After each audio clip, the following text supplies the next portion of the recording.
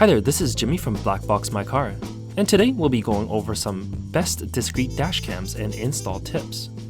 Hopefully at the end of this video you'll be able to wire like a pro, or at least as clean as possible.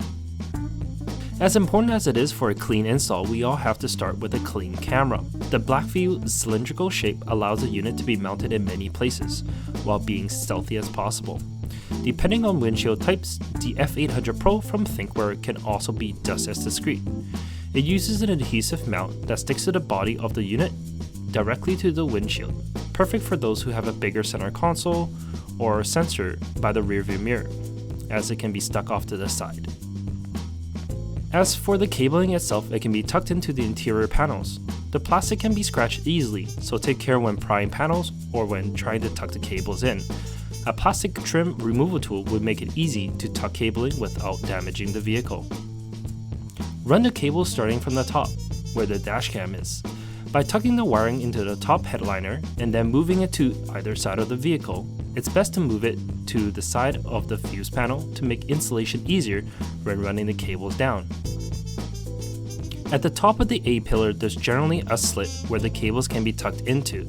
Be careful, as some vehicles has clips at the top edge which does not allow the cable to run in this channel.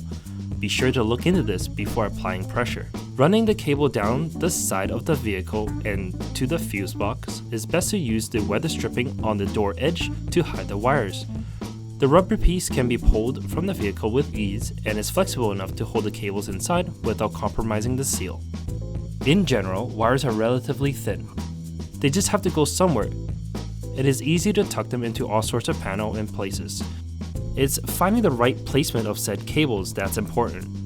Other than to look nice, a clean install will be less eye-catching, so thieves have a harder time to see any other reason to break into your vehicle.